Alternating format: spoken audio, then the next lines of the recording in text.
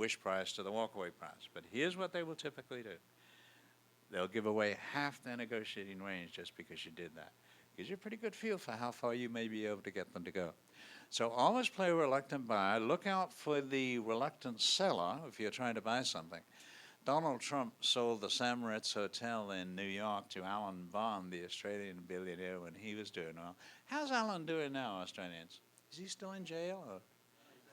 He's out. He's up to his tricks again? A gold mine in Africa. My goodness. Amazing. You talk about enterprising people. You got to give it to the Australians. They are out there making things work. But anyway, Donald Trump was in serious financial trouble. This was like 1992. He was very highly leveraged in New York commercial real estate. He knew the market was overbuilt. He knew prices were about to come tumbling down. And he needed to raise cash quickly to survive this crunch. And the best shot he had was to sell the Sam Ritz Hotel. He'd bought it from the Hemsleys 3 years before this for $72 million. He turned around and sold it to Bond for $180 million. It gave him the cash he needed to survive. But as desperately as he needed to sell that hotel, he was still playing reluctant seller with Bond. He was saying, oh, not the Sam Ritz. That's my favorite property.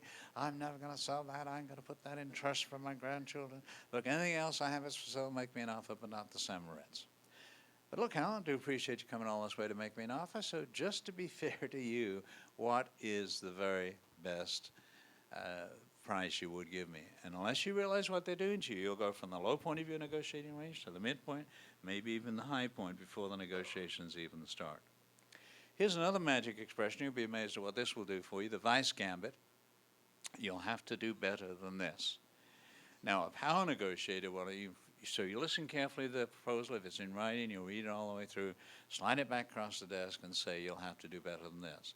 A power negotiator will automatically respond with the counter gambit, which is, well, exactly how much better than that do I have to do, trying to pin you down to a specific. But you'll be amazed how often inexperienced negotiators will concede a big chunk of their negotiating range just because you did that. Now, what would you do next? Right after you said these words, you'll have to do better than this, what would you do next? You'd be quiet, right? Shut up. The next person to talk loses. The next person to open their mouth will make a concession in the negotiations. Now, old-time salespeople call this the silent close, right? They were all trained, make the proposal to the buyer, be quiet. They may just say yes to your proposal. Why should you make another move until you find out whether they will or whether they won't? I once watched two salespeople do the silent close on each other. If you can imagine, there's three of us seated at the small conference table. This salesperson makes a proposal to this salesperson and shuts up. This salesperson thinks, son of a gun, I can't believe this. He's going to try this silent close on moi. Well, I'll teach him a lesson. I won't talk either. So now we got these two strong-willed people sitting there staring at each other, daring each other to be the first one to talk. I didn't know how this was ever going to get resolved. Finally, this salesperson wrote the word decision, question mark, on a pad of paper, turned it around and slid it across the table to the other one. But he was creative enough to deliberately misspell decision. He put a Z instead of an S at the end. And the other salesperson looked at it, and without thinking, he said, you misspelled decision. And once he started talking, he couldn't stop. Any of you know a salesperson like that? Once they start talking, they can't stop. I want to buy. No, I'm not through with my pitch yet. I got to tell you about how this works. He went on to say, look, if you're not prepared to do what I suggested, I might be prepared to do this. He renegotiated his own proposal before he found out whether the other person would accept it or not. So it's, I'm sorry, you'll have to do better than this, and then shut up. One of my clients is a company down in Jacksonville, Florida, that owns most of the rock quarries in that part of the country. Florida Rock. They called me after a seminar I did for them and said, Roger, we thought you might like to know we just made $14,000 using one of the gambits you taught us. We were having equipment put into our Miami office. We got 3 qualified vendors to bid on this. I'm about to okay the lowest bid. That's the way we'd always done it in the past. When I remember what you told us about the Vise technique, and I thought, well, what have I got to lose? So I scrawled across it, you'll have to do better than this. Their counter proposal came back $14,000 less than the proposal that I was prepared to accept. Now, you may be thinking, well, wait a minute, Roger, you didn't tell us whether that was a $50,000 proposal, in which case $14,000 would be a huge concession, or a multi-million dollar proposal, in which case $14,000 wouldn't be that big a deal. Don't fall into the trap of negotiating percentages when you should be negotiating dollars. Attorneys really fall into that trap. When I work with attorneys, it's very clear. If it's a $50,000 lawsuit, they'll send a letter back and forth over $5,000. It's a big deal. If it's $1 million lawsuit, are you okay? Not too cold in here for you? Because I had a friend who died from a cough like that once. Because my friend was standing in his neighbor's bedroom closet at the time.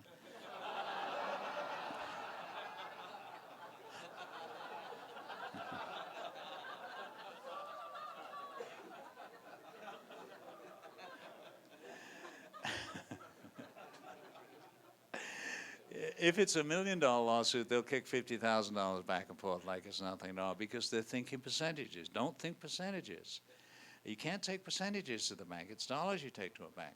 What you should be thinking is, how much money is involved here? How long am I willing to spend to negotiate this? Now, you've got to have a feel for what your time's worth. You don't want to spend half an hour negotiating a $10 item.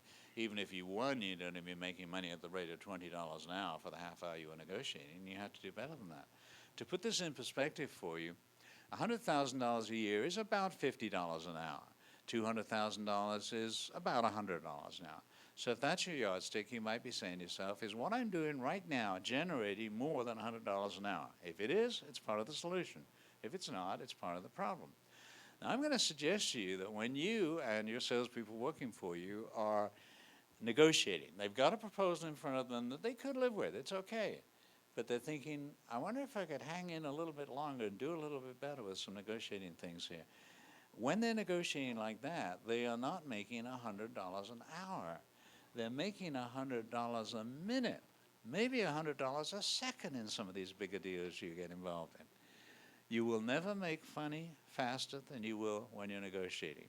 I don't care if you do brain surgery in your spare time. You will never make money faster than you will when you're negotiating. And for those of you who own your own businesses, which I gather most of you do, that's just the beginning, because a negotiated dollar is not a gross revenue dollar. It's a bottom line profit dollar. All of your expenses are going to stay the same whether you negotiate this or whether you don't. So that's a negotiated bottom line in the pocket dollar. You'll never make money faster than you will when you're negotiating. So those are the beginning negotiations, beginning gambits, the things you do in the early stages to be sure it's setting up for a successful conclusion.